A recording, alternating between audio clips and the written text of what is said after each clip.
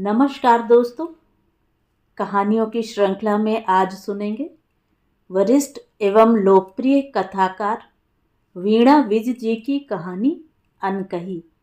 तो आइए सुनते हैं कहानी। आईने के सामने अपने आप को निहारती लेखा अपने रूप सौंदर्य पर स्वयं ही मुग्ध हुए जा रही थी।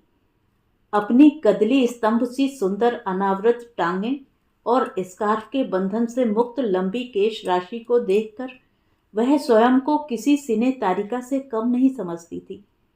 उसकी सहेलियां भी तो उसे कभी किसी सिने तारिका तो कभी किसी सिने तारिका के नाम से बुलाती थीं।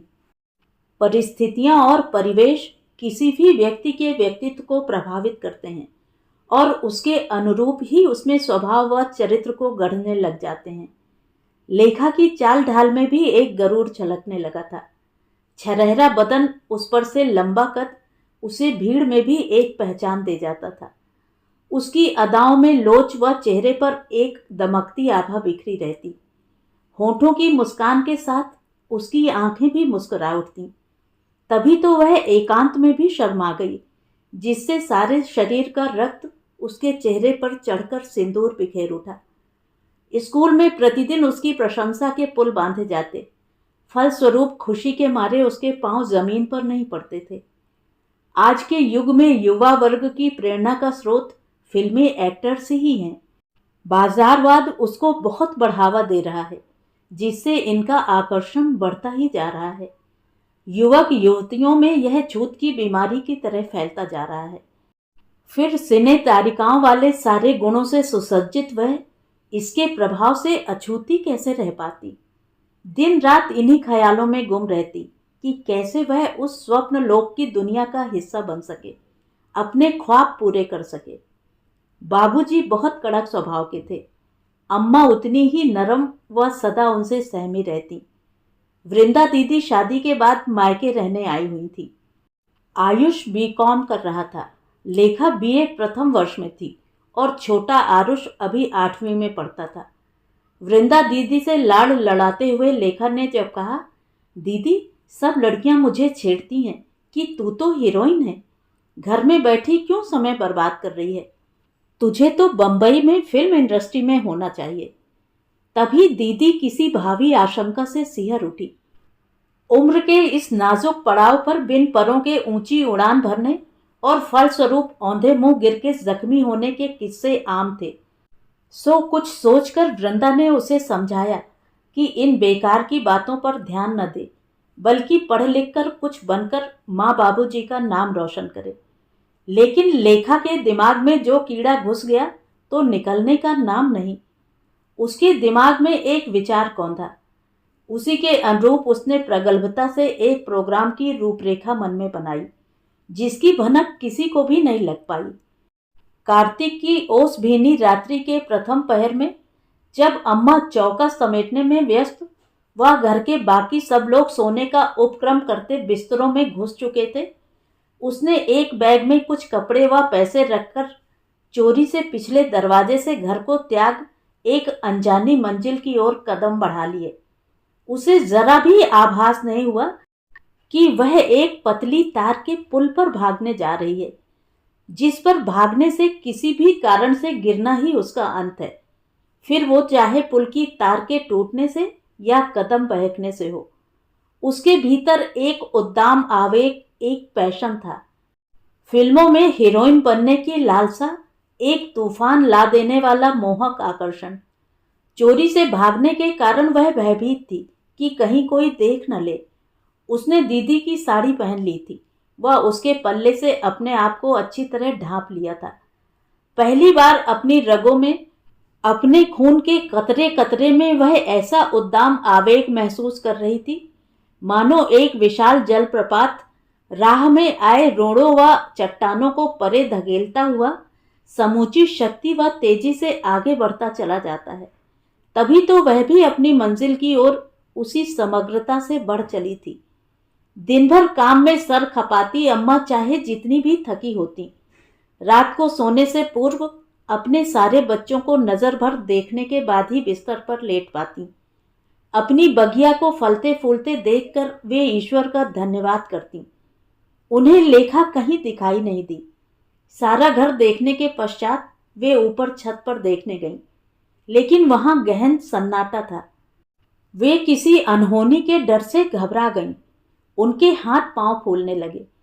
बाबूजी से बात करना अर्थात घर में हंगामा खड़ा करना, तो फिर वे क्या करें?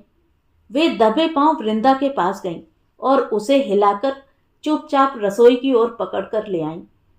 वृंदा भी मां के साथ हैरान सी एकदम चुप सी खड़ी हो गई। जब अम्मा ने उसे लेखा के कहीं भी न होने की खबर सुनाई तो उसका माथा एकदम ठनका। अम्मा के पूछने पर कि उसे किस सहेली के घर ढूंढे, वृंदा ने छूटते ही कहा, अम्मा वह सहेली के घर नहीं, बहुत खतरनाक रास्ते पर निकल गई है। सुनकर अम्मा घबराहट में रोने लग गईं। तभी वृंदा का दिमाग तेज तेज काम करने लगा। उसने अम्मा से कहा, अम्मा तुम एकदम शोर ना करो, हिम्मत से काम लेना पड़ेगा। अभी लेखा को घर छोड़े अधिक समय नहीं बीता है।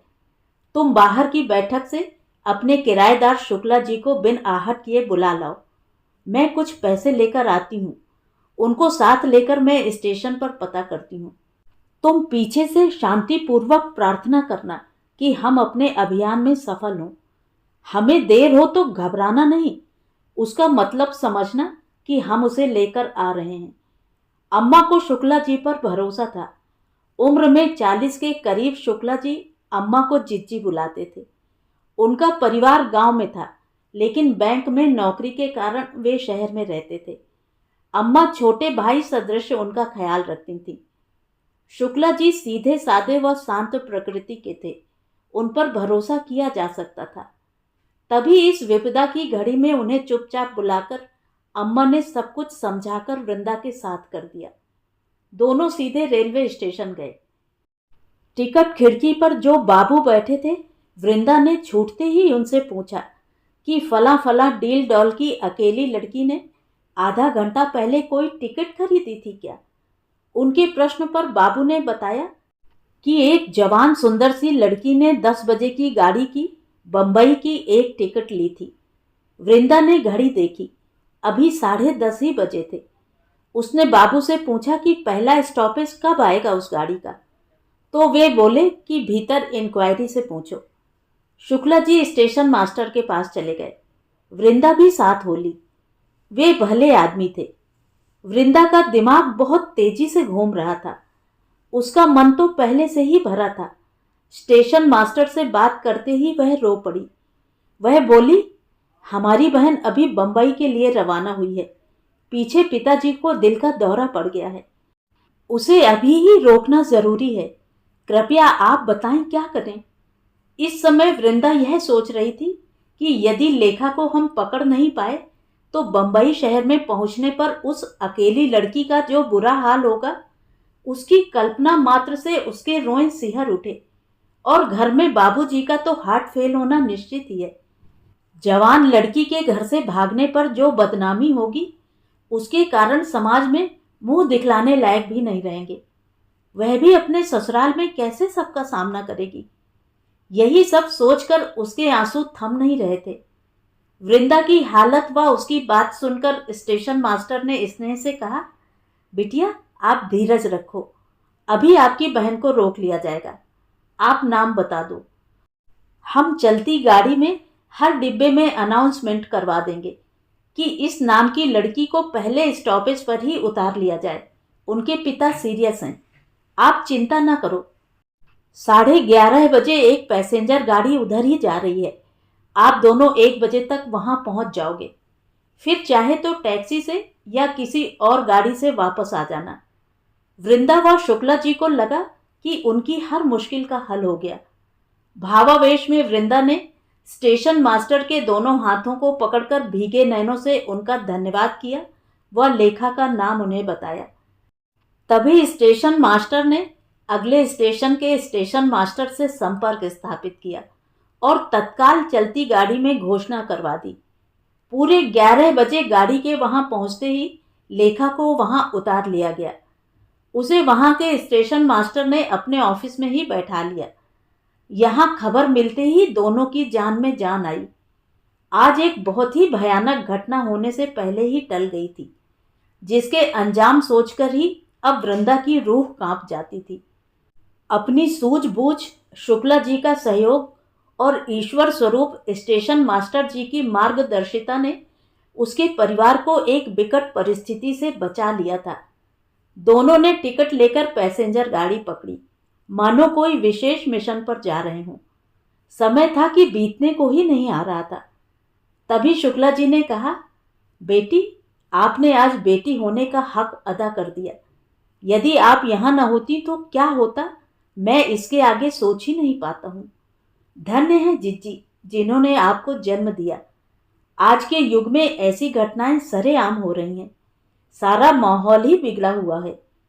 लेखा भी पश्चाताप कर रही होगी अवश्य ही। वृंदा चुपचाप हूं हां करती रही। उसे तो यही लग रहा था कि सफर इतना लंबा कैसे हो गया, मानो सारी उम्र से वो गाड़ी में बैठी है और गाड़ी है कि रुकने का नाम ही नहीं ले रही है। आखिरकार जब गाड़ी आधी रात को प्लेटफॉर्म पर रुकी तो इक्का दुक्का पैसेंजर वहां उतरे, जो मजदूर जैसे थे। सामने ही वहां के स्टेशन मास्टर इनकी प्रतीक्षा में खड़े थे। उन्होंने मुस्कुराकर इन दोनों का स्वागत किया। वह अपने ऑफिस में ले गए। वहां लेखा सिर झुकाए साड़ी में लिपटी एक कुर्सी पर बैठी थी। दीदी को देखते ही वह रो पड़ी एवं घबराई सी दीदी की बाहों में समा गई। ऊपर से नीचे तक उसका सारा बदन कांप रहा था, जिसे दीदी ने प्यार से भींच लिया था। उसमें दीदी से नजरें मिलाने का साहस नहीं था। वृंदा ने भी उसे ऐसे प्यार किया मानो उसके मृत शरीर में पुनः प्राण संचार होने का करिश्मा हो गया हो। किसी ने भी किसी से कोई बात नहीं की। सबके भीतर का मौन बोल रहा था और मौन की भाषा सब समझ रहे थे। पिछले पहर के सन्नाटे में चोरों की भांति जब यह लोग घर में घुसे तो अम्मा दरवाजे की ओट में सारे देवी देवता मनाती, अनिष्ट को टालती, आंखों से गंगा जमुना बहाती राह में पलकें बिछाए बैठी थी।